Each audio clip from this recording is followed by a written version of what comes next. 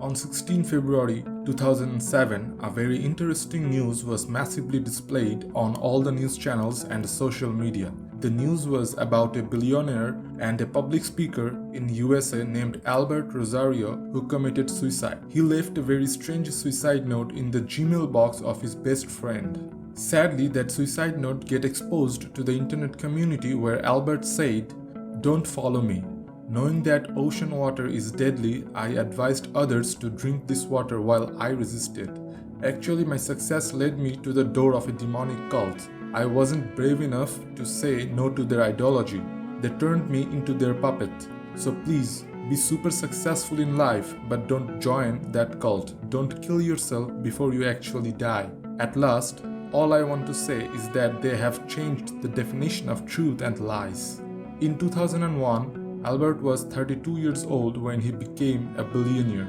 He was the owner and the CEO of a tech company called Albertian Limited.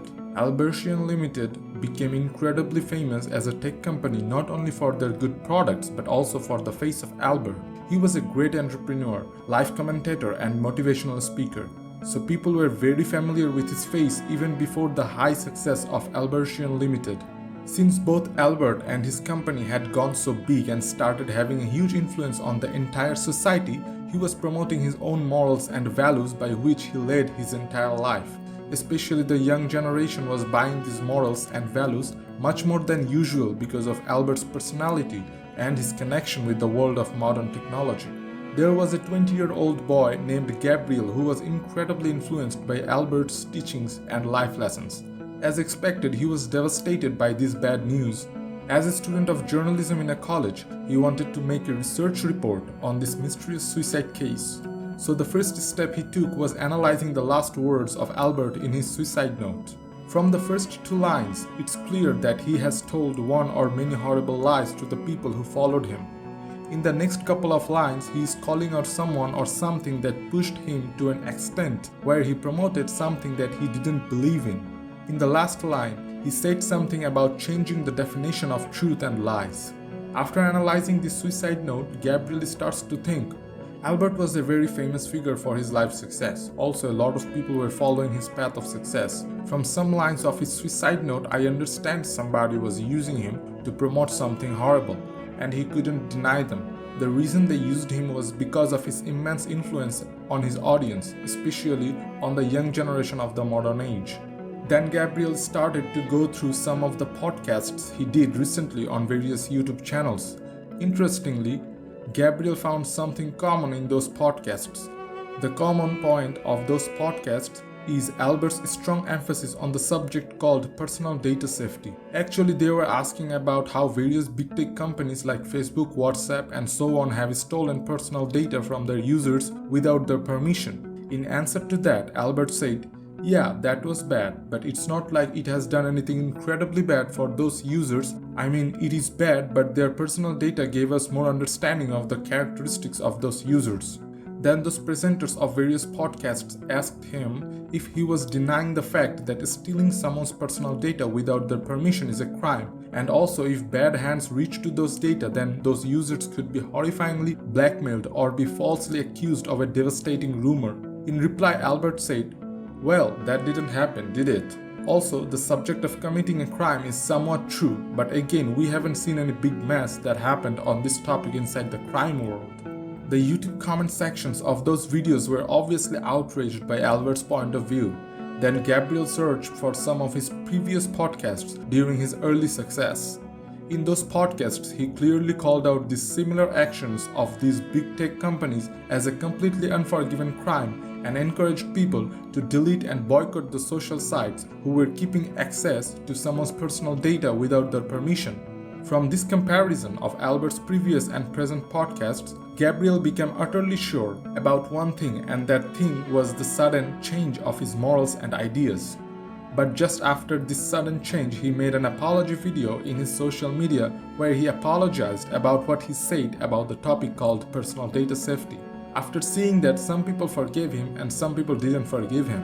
However, the mistake in his behavior affected his overall life. The first hit he received was on his career as a motivational speaker. People started to question his other ideas and morals that he shared with his audiences.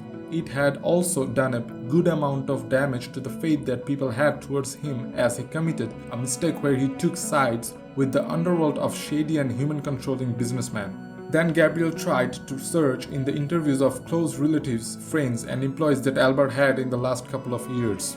From more than 15 interviews that came in front of the public, there were only 3 interesting interviews. In the first of those 3 interviews, the psychiatrist of Albert was questioned if he revealed anything to him. The psychiatrist said Albert was afraid about the fact that he violated his life boundaries.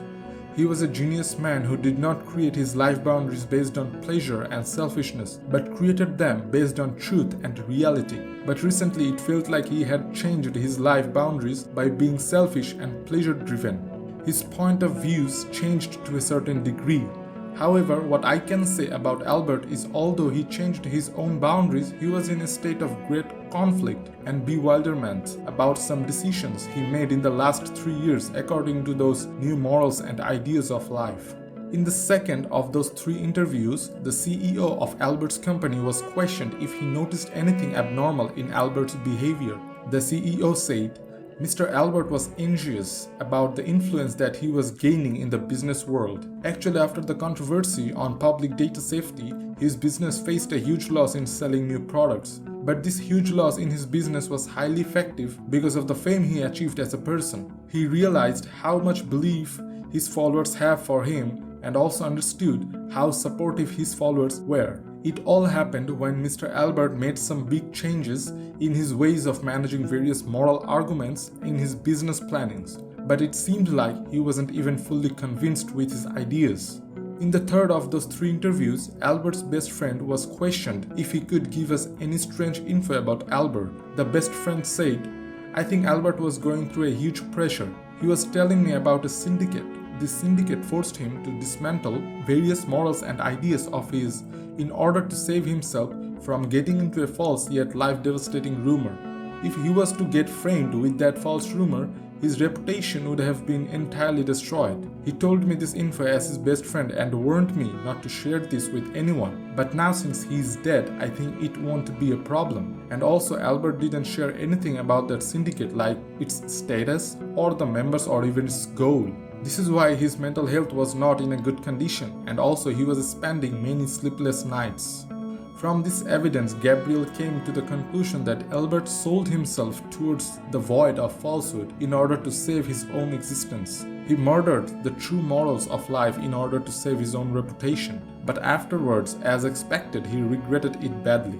Because even after selling himself to this foolishness, he lost his great fame as a persona and as well as the success of his business. Then he understood the damage of this betrayal that he did towards his own morals and also his followers. This understanding of getting damaged by accepting the dark lies of a big syndicate compelled him to take a nonsensical and idiotic move where he killed himself along with the dreams of his life.